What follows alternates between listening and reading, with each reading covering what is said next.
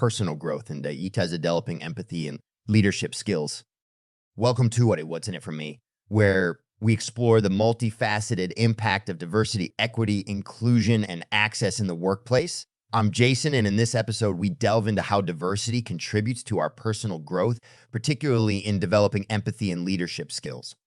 Why focus on personal growth in a conversation about diversity topics? Because diversity isn't just an organizational strategy.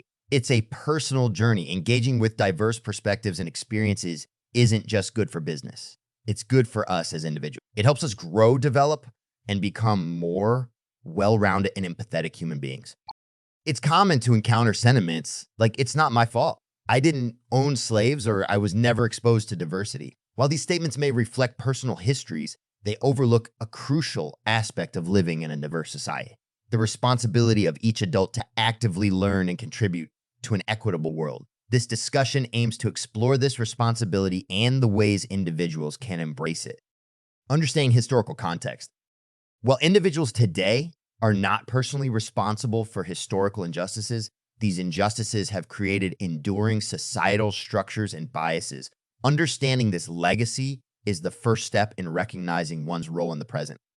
Recognizing the legacy of the past. The colonial era and the transatlantic slave trade have left profound marks on societies. For instance, the economic and social structures in many Western countries were built in part on the exploitation and oppression of other nations and peoples. This legacy can still be seen in racial disparities in wealth, education, and employment. Historical policies and persistent underfunding have left certain groups, particularly in marginalized communities, with less access to quality education, affecting their economic opportunities and perpetuating cycles of poverty. In countries like the United States, Canada, and Australia, the colonization process involved the displacement and mistreatment of indigenous populations. This historical context has resulted in ongoing challenges for these communities, including issues related to land rights, cultural preservation, and socioeconomic disparities. Practices like redlining in the United States, where certain communities, often predominantly Black, were systematically denied mortgages and services, have led to generational wealth gaps and continued segregation. Historical injustices have cascading effects on current social and economic disparities.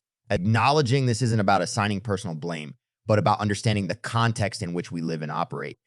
The importance of personal responsibility. Shifting from fault to responsibility is important. The focus should not be on personal guilt for the past, but on individual responsibility in the present.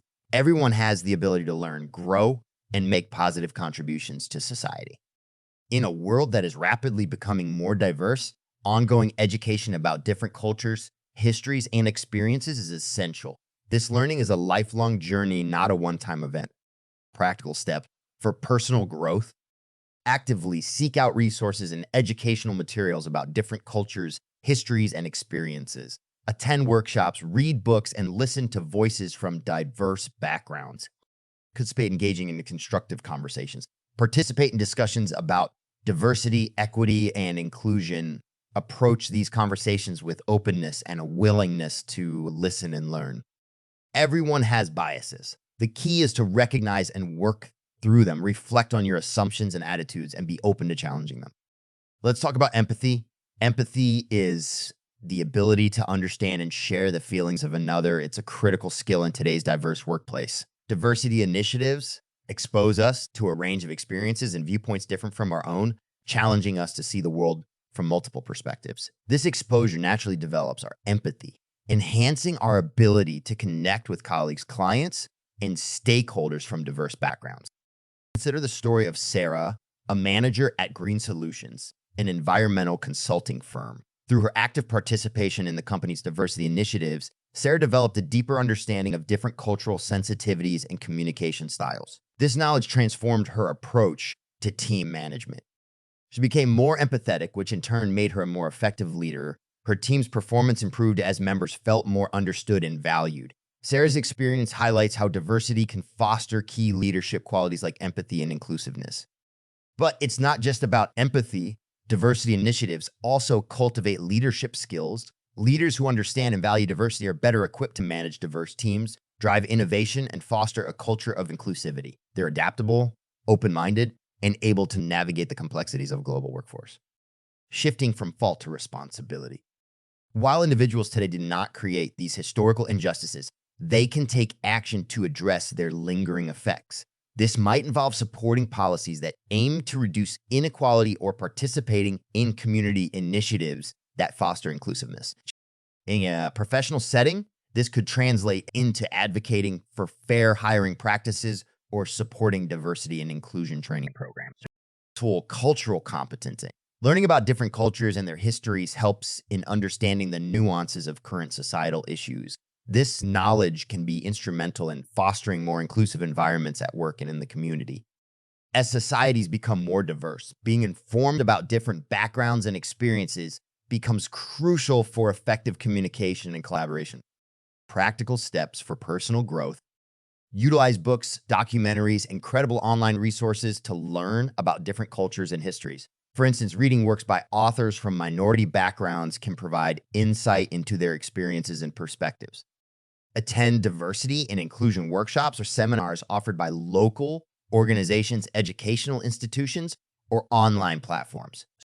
Participate in community forums or discussion groups focused on diversity and inclusion topics. These can be platforms for sharing experiences and learning from others. Use social media as a tool to engage in meaningful conversations and to follow influencers or organizations that focus on diversity and inclusion. Reflecting on personal biases. Regularly take time to reflect on your own biases and preconceptions. Tools like Harvard's implicit association test can help in identifying unconscious biases.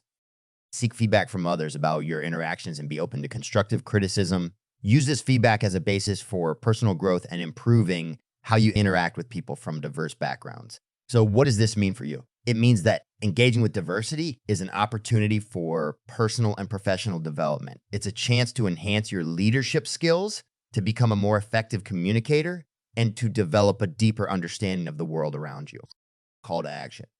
Your call to action for this episode is to take a step towards personal growth. Participate in a diversity training, join a diversity focus group at your workplace, or simply commit to learning about a culture different from your own. As you do, reflect on how these experiences are shaping you as a leader and as a person.